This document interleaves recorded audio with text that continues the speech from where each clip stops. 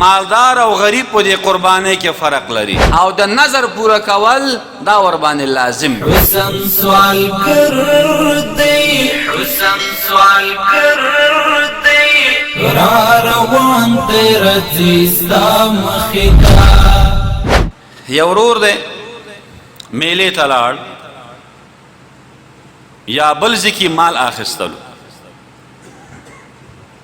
ځان ته یې مال واخیسته غوایه یې واخیسته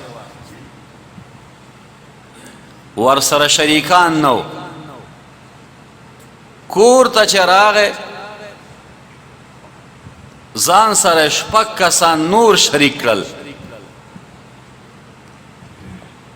که دا سړی مالدارو چا چې دا غوایه قربانی ځان ته په منډۍ کې اخیستی دی که دی مالدارو ځان سره شپږ کسان نور شریک کړل مشکل نشته کیږي. امام ابو حنیفه رحمه الله مبارک فرمای و بهتر دا دی چې د اخیستو نه وړاندې ځان سره د شریکان پیدا کی چاول مال واخلی او بیا ځان سره خلق شریک کی دا وی مکروه دی جایز دی.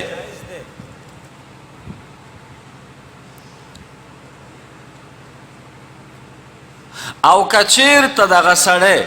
چا چې مال اخیستی دی مال یې په میله کې واخیسته یا یې د چا نه واخیسته ورسره شریکان نه و دی غریب و قرباني ور باندې واجبه نه وه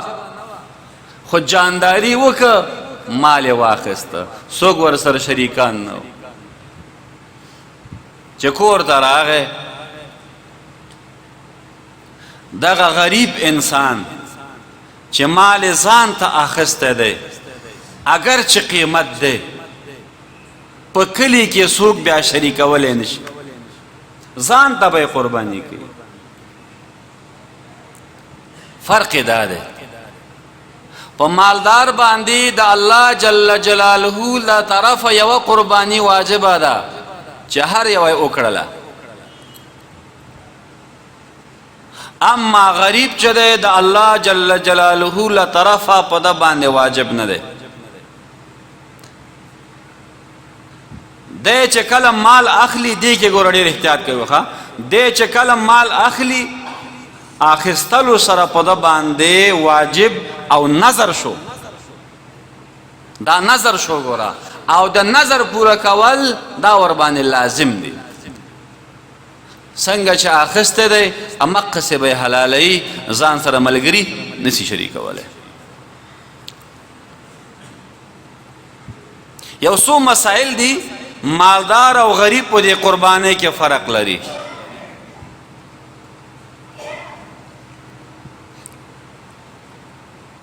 و کسانو مال واخیسته و کسان پکې شریک شو پیسې واچولې د اختر نه وړاندې په دې اوه کسانو کې یو کس وفات شو که دا سړی مالدار وي وفات شوی نو دا مال خو د ده و که نه اختر نه وړاندې دی وفات شو دې نه قرباني ساقطه شوه یعنی قربانی ور باندې واجب پاتې نشوه وخت نه مخکې وفات شو لکه ماسپښین څوک وفات شي په هغه باندې د مازدیګر مونځ نشته نو د ده وارثانو خوښه ده دا قربانی د وارثانو شو د ټولو وارثانو که خوښه وه چې دا به خیرات کو ملګرو ته به اجازه ورکو چې دا زمونږ دا قرباني ځان سره حلال کړي دا به خیرات کو مشکل نشته او که چا ممانعت کو یو قسم ممانعت کولو دا قرباني بیا نشي څوک حلالولی تر څو چې د هغوی بدله ورنکړي عوض یې ورنکړي او که چېرته غریبو دا سړی هغوی سره شریکو مالدار نه و نو د دې وارثان بیا دا قربانی دغه اندازه چې د دوی په مورث باندې وه دا نشي ستنولی، دا به خامخا قربانی کیږي. ځکه دا نظر دی، د نظر پوره کول لازم دی. درېیم فرق د غریب او د مالدار. قربانی واخیسته، د قربانی په ورځو کې قربانی ورک شو، وتښتېده یا مړ شو، په مالدار باندې لازم دی چې د دې په عوض کې بله قرباني وکړي. ښه متوجه شي، په مالدار باندې لازم دی چې د دې په عوض کې بله قرباني وکړي، اما په غریب باندې لازم نه دی. قربانی په ځان باندې لازمه کړې وه، هغه مړه شوه، بله قربانی ور باندې نشته.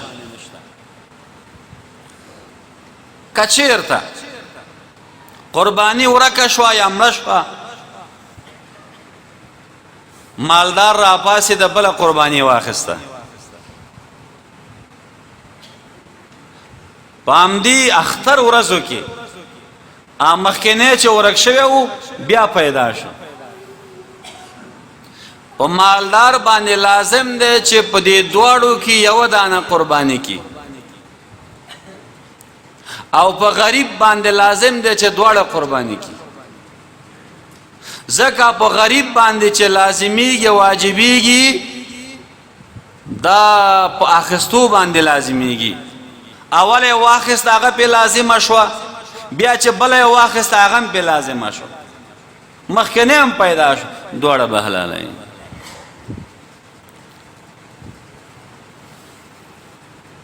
که چېرته یو قربانی واخیستل شوه، دا وخت ډېر مختصر، قربانی واخیستل شوه او دې کې عیب نه و، کور ته چې ویوړه څو ورځې وروسته عیب پیدا شو، که مالدار و دا به بدل کی، او که غریب و په دې باندې بدلول نشته، همدا پې لازمه ده.